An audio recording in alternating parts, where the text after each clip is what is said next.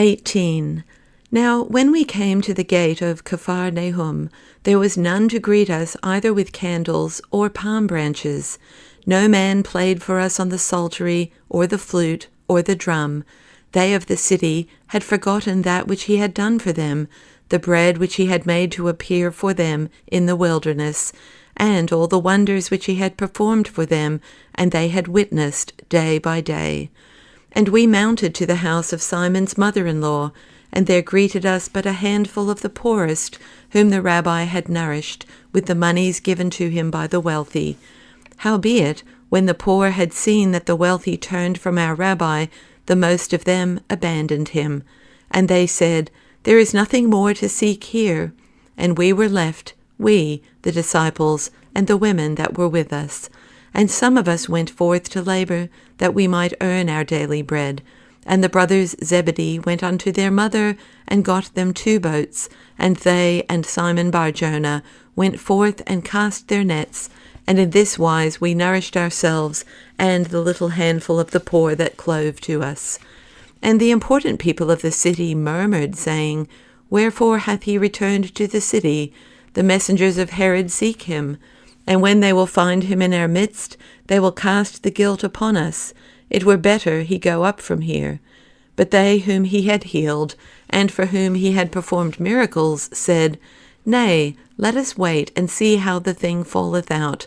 For if the messengers of the government come, he will destroy them, and let us not stretch forth a hand against this man, for he is holy. And among the latter there was the chief of the synagogue, whose daughter our rabbi had healed, likewise the centurion of Capharnaum, of the hosts of Herod. And the centurion hid the presence of our rabbi from the authorities, and would not lift his hand against him, for in his heart he believed in the might of the rabbi. And even as the day surely followeth with firm footsteps upon the night, and driveth it hence, even so our rabbi began to build up again his congregation, and he was clothed again in strength, and it was felt that the authority was in his hand. Yea, there were many that scorned and laughed, but he regarded them not, and he built his nest again within the web of the government of the wicked. He gathered again to him the sick, and the poor, and the abandoned, and the rejected, and there was none too low to be received into his congregation. And with the authority given him from on high, he went in the open day to the harbor of Capharnaum, and spoke as of old to the porters and the fishers. And though he revealed not the great things that had happened with him, natheless by hints and nods he bade them understand that the reward was approaching for their labor and sufferings, and that redemption stood at the gate, and the kingdom of heaven was nigh. And the people believed him again, and awaited the event. But there were others that said, Nay, with this Yeshua naught more will happen, for the people were divided concerning him. And on the Sabbath he gathered us, his disciples, about him, and went up to the synagogue. And some said, This is he that doeth miracles with the power of Satan. And others said, This is he that healed our sicknesses.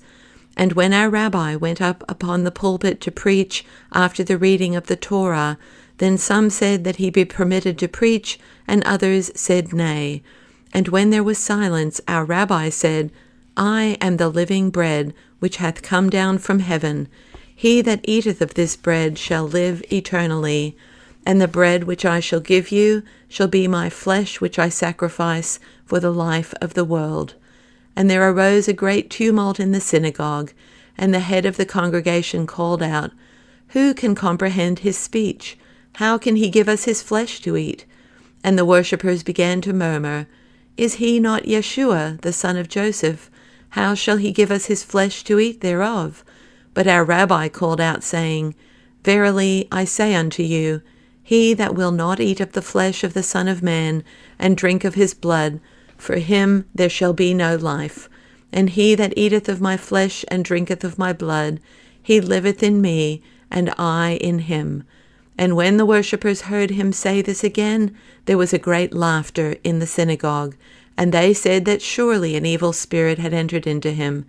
Natheless they did him no harm, save that they laughed him to scorn. And the rumor spread through the region that an evil spirit had entered into the rabbi. And when he appeared in the harbor among the fishers, then the people came not to him, as had been their wont. And some were ashamed and said, Behold, there goeth the man that drave Satan from others, and Satan hath now taken up his dwelling place in him. And the children called after him, Go up, thou possessed one. And others yet said, No man knoweth, surely something must come of this man. And only they that were strong in their faith clove to him. And among these were many of the poor, bitter of heart, who had nothing more to lose. And there were also among them such as could not be received in the congregation of Israel, and such as were unclean. And he spoke to them of the kingdom of heaven with hints and signs. And some he even made unto disciples, and conferred upon them the power and authority to drive forth evil spirits, and he sent them into nearby cities. For he said, The harvest is plenteous, but the reapers are few. Therefore he that hath command over the reapers must send them forth to work. And again there began to come to him people from the villages, for they had heard the tidings from his disciples. Some brought their sick with them, and others came but to look upon him, and to ask nothing for themselves, but only to hear and learn of the hope and of the kingdom of heaven, whereof his disciples spoke. And the rabbi received all these people, even to the sinners among them. And some there were of the children of Ammon and Moab, and could not be received into the congregation of Israel. Nevertheless, he made no distinction among them, and they sat about him even like the others. And though the danger waxed daily that the messengers of the government would fall upon him, he regarded it not. And when there was no bread for them, for my girdle was empty, and the wealthy of the city came no more to help us, he fed them with the holy bread of the kingdom of heaven. And though he revealed not unto them the great things which were at hand with him, and though it was hard for us, his disciples, to keep silent concerning them, yet the poor clung to him. For the rabbi drew their hearts near to himself, and we were all like one family. And when they of the city perceived that once more he gathered into Capharnaum the poor and the sick of the surrounding villages, then they came to him and said, Thou bringest misfortune upon our head. The messengers of the government are behind thee, and when they will see the multitudes gathered about thee, their anger will be hot upon us. But the rabbi answered them, Go and tell the old fox, My hour is not yet come. And the word going about that our rabbi had returned from the land of the Gentiles, and that he abode in Capharnaum, the talk and rumor concerning him increased mightily.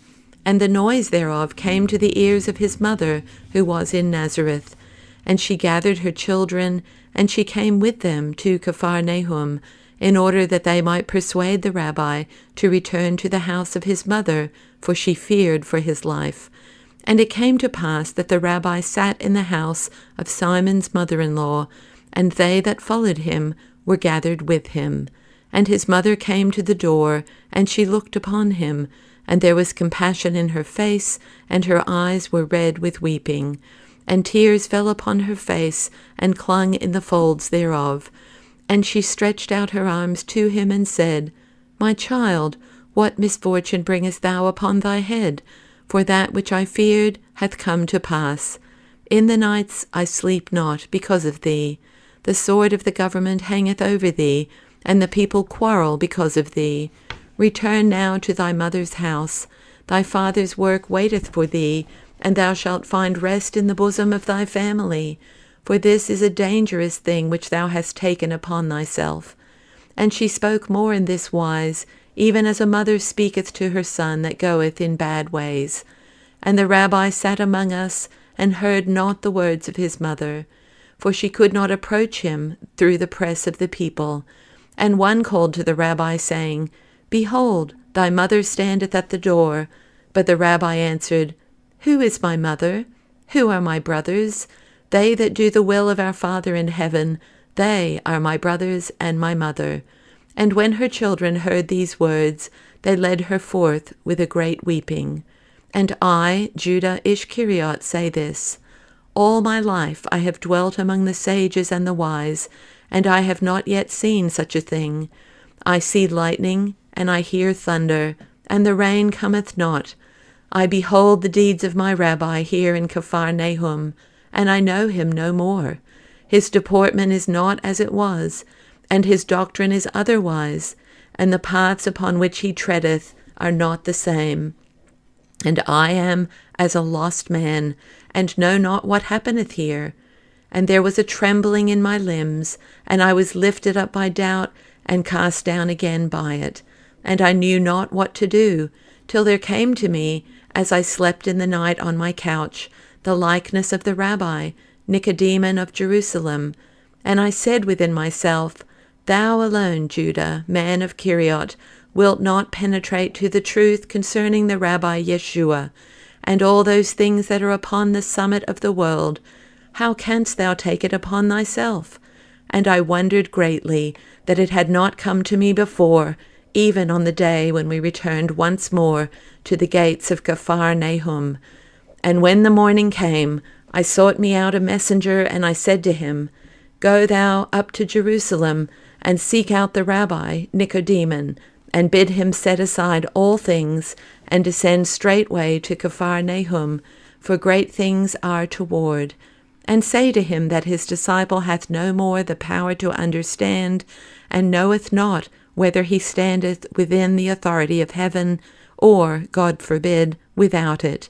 Therefore let him hasten hither, for it pertaineth to things that touch the roots of Israel. And I bade the messenger say no word of this to any man, for the message was only for the ear of the Rabbi Nicodemus.